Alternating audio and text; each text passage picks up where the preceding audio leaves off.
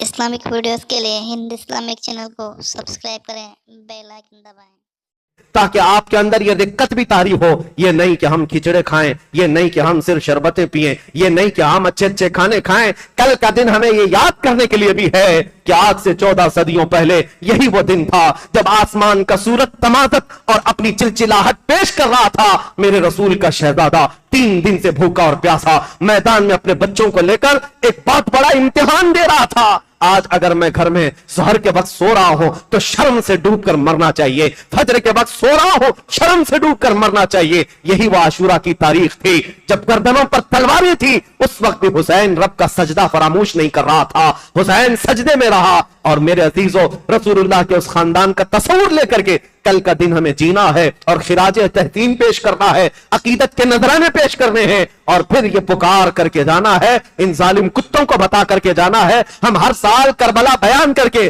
پھر ایک نیا حوصلہ لے کر اٹھتے ہیں اور دنیا کو یہ بتاتے ہیں قتل حسین اصل میں مرگ یزید ہے، اسلام زندہ ہوتا ہے۔ ہر کربلا کے بعد تو نہ ہوتا تو نہ رہ جاتی صداقت، اے حسین پھر اس زمانے کو تیری ضرورت ہے، اے حسین۔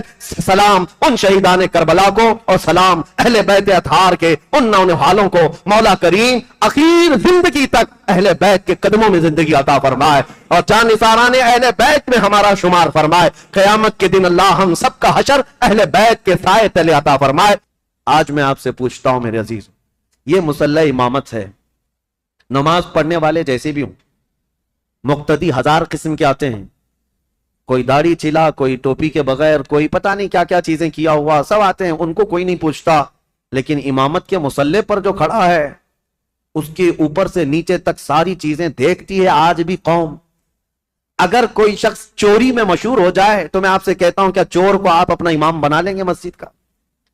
کسی کا زنا مشہور ہو جائے تو کیا آپ اس کو امام بنا لیں گے؟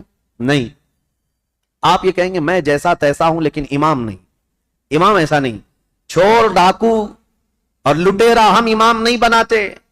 میرے عزیزو، یہ جو تمہارے اندر فکر ہے یہ حسین ابن علی کی دی ہوئی ہے، یہ صدقہ ہے امام علی مقام کا، احسان ہے ان کا پوری دنیا میں، انہوں نے یہ چھاپ چھوڑی ہے کہ ہم آج مسجد کے اس مصلی کے لیے بھی پرہیزگار ڈھونڈتے ہیں اور شریعت کا پابند ڈھونڈتے ہیں۔ اگر امام حسین اس وقت یہ کر جاتے، یزید کے ہاتھ میں دے کر بیعت کر لیتے، تو آج کوئی بھی اس بات کو دلیل بنا لیتا، میاں آپ فلاں امام پر اعتراض کر رہے ہیں، رسول اللہ کے نواسے نے امام مان لیا تھا شرابی کو، تو ہم کیوں نہیں امام بنا سکتے؟ ہر ایک کے لیے دلیل بن جاتی۔ اسی لیے میرے عزیزو، خالی وہ وقتی جنگ نہیں تھی، قیامت تک کے لیے فیصلہ تھا، قیامت تک کے لیے دلیل بننے والا تھا ان کا عمل۔ اسی لیے امام حسین کو بہت بڑا فیصلہ لینا پڑا، بہت بڑا فیصلہ لینا پڑا۔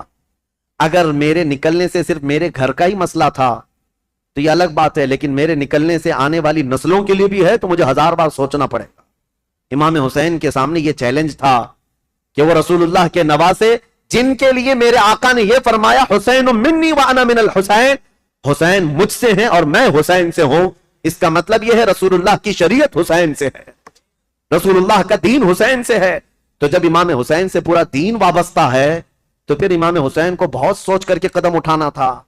ظالموں، خالی صرف اتنا بک بک کہہ دینا کہ وہ خواہ اپنے خاندان کو میدان جنگ میں جھونک دیے اور سیاسی جنگ تھی یا بغاوت کیا، اپنی آخرت خراب کرتے ہو، اپنی آخرت برباد کرتے ہو، تمہیں خبر بھی نہیں ہے۔ تمہارے ساتھ اگر ایسے معاملات آ جائیں تب پتا چلے گا، دین کی تھوڑی بہت بھی سوجھ بوجھ رکھتے ہو تو ایسی حرکت کبھی